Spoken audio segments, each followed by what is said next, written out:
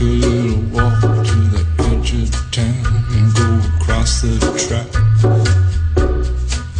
where the viaduct looms like a bird of doom as it ships and cracks. I think we're gonna prolong this discussion and just say thanks for calling, Aaliyah. If you don't mind, I'd like to ask a question and make a comment. Sure.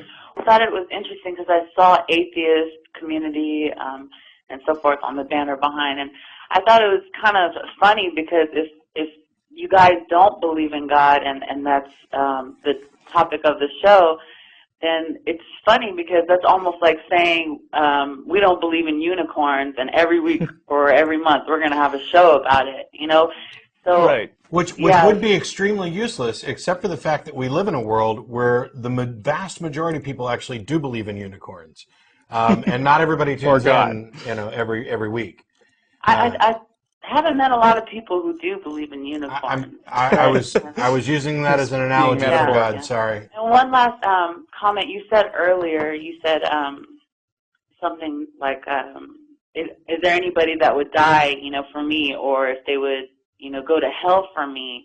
I don't know anybody that would." There is one person who actually did die for you and did go to hell for you, and his name is... I'm not going to buy that as an answer, because if you're going to say Jesus Christ, then he went to hell for 3 days, and after that he got to live in an eternity, for an eternity in heaven, as the ruler of the universe. So when it comes to sacrifices, yeah, I mean, how's that much of a sacrifice? I mean, you know, at least when Elvis died for my sins, he stayed dead.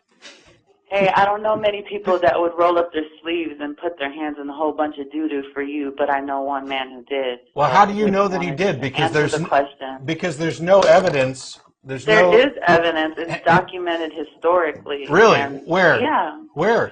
I mean, plenty of things. If you go to the land, you know, that the Bible talks about, there are places. It's almost like... What land is that? You're reading... I mean... Every biblical place in the Bible is documented as... And New York is a real place, but that doesn't mean Spider-Man's real. Yeah, but that's different. Like, basically, you have how is 40 it different? It's different like this. If 40 people witnessed a car accident and they're all giving their version of it... No, the Bible wasn't written by eyewitnesses. It was written by people that... They didn't have the resources that we have today. Just because today we do things differently, the word of mouth spreads differently there. People didn't have the resources that we do today. I don't understand why that's relevant. Yeah. I mean, you're talking about, if you look at the Bible, the story of Jesus as it's represented in the Bible, you've got a number of claims, a virgin birth, a ton of miracles, this death and resurrection thing, and all of it is, at best, hearsay. It's a translation of a copy of hearsay of hearsay of hearsay. There's no first person accounts. There's no contemporary evidence that Jesus ever existed, and the Bible's full of historical errors. When you take a look at the Gospels, you've got Luke putting Jesus' birth at the time of Quirinius, and Matthew putting it at the time of Herod. Now there's a whole decade in between. Same circumstance. If somebody was reporting a car accident, some people would alter little. You know, say, oh, I saw it like this, and another person will say, I saw it like that, but the main theme or the main thing of the accident would still be the same with minor details different. Yeah, but on the other hand, if you had a car accident where one person was reporting that it was in Detroit and one person was reporting that it happened in San Francisco, you might wonder whether those people actually really saw the same car accident. Well, let me ask you this. And I mean, there are passages in the Bible where one gospel says that Jesus showed up in a completely different city from another gospel. Well, the same thing would happen if you passed away and your friends were talking about your life and saying, oh, you know, I remember when he was like this, and one friend would remember it a certain way, and yes, but none of my friends another certain way. But none of my I remember that night, but he might have some of the details.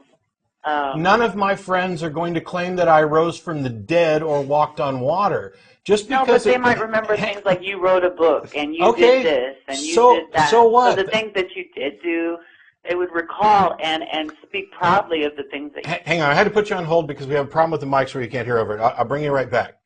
There's a difference between accepting secondhand hearsay, testimonial, anecdotal evidence for mundane things, like he wrote a book, or he said good morning to me every day. And then, there's a difference between that and accepting this anecdotal testimonial evidence for he fed 5,000 people with a few loaves and fishes, or rose again after being dead. Those situations are not equal. You have to have more evidence. Extraordinary claims require extraordinary evidence. And when we're talking about Jesus, outside of the Bible, which none of it is written by any eyewitnesses, there is no contemporary account that the guy even existed at all.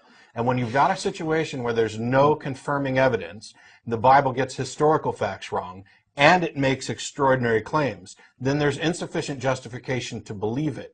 And in reality, you're only believing it because you want to believe it. Am I back? Yeah. Okay. Yeah, it's not so much that, like, how can I put into words what I want to say? You said something about how it's not historical, or that he might not have even existed. Right, and it's so strange to me how that could be possible. You know why? He didn't exist. What? You know why it's strange to you? Because you haven't bothered to research it. You came on early on saying that this was all historical stuff, and it's verified, and all you need to do is go to the land that the Bible talks about. Oh, absolutely. Do you see exactly where Jesus walked and the things that he did? No. You're not understanding. Those are claims you're making, and none of them are true. You haven't bothered to research this. What you've done is you've accepted claims from the pulpit. People will tell you this is all historically verifiable, when in fact none of it is. Yes, you can go to the land where people say that he walked, but there's no evidence there that it actually happened, and there's certainly no evidence that somebody died and rose from the dead. Historically, there is in other documentations. No, there's not. I'm sorry. I mean, if all you're going to do is keep asserting that there is, and I'm going to keep telling you that there isn't, then we're going to get nowhere. And what I'd actually recommend you do is read a book on history, read some ideas from people who don't necessarily support your preconceived notions. Read some stuff by Robert M. Price on the historicity of Jesus. Hell, go to Wikipedia and look up the historicity of Jesus. Try and call me back in a week, email me, whatever. Provide any single contemporary account, contemporary with when Jesus was supposed to live, that mentions him at all or anything he did. You won't be able to find it, I guarantee you. All these Christian scholars and apologists have been looking for this for the last 2,000 years. They've been unable to find it. But if you do, I'll let you come in and sit next to me on the show and tell it to everybody. Because it just doesn't happen. It's not there. Now, I'm not saying the guy didn't exist. There may, in fact, have been somebody who existed named Jesus. May have been an itinerant rabbi, for all I know. But when you start making claims about this is all historically verifiable, and if you just go to the land and you just do the research, it's simply not true. You're spewing out misinformation that you've been fed in order to prop up a lie that you believe. You have to come with better evidence than, oh, yes, it is. It just doesn't work that way. Last week, there were some folks who called in because evidently I was being mean, because I'm wont to be mean on occasion.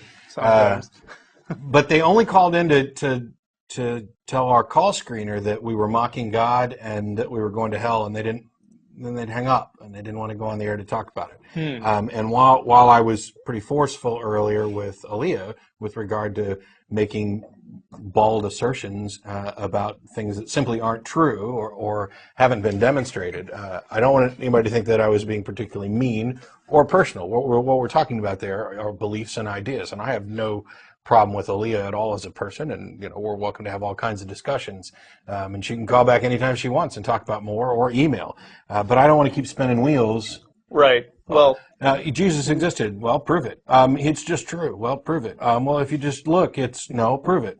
You get nowhere that way. Zombies. Where the fuck are all the zombies? That's the trouble with zombies. They're unreliable. I say if you're going to buy the angel bullshit, you might as well go for the zombie package as well.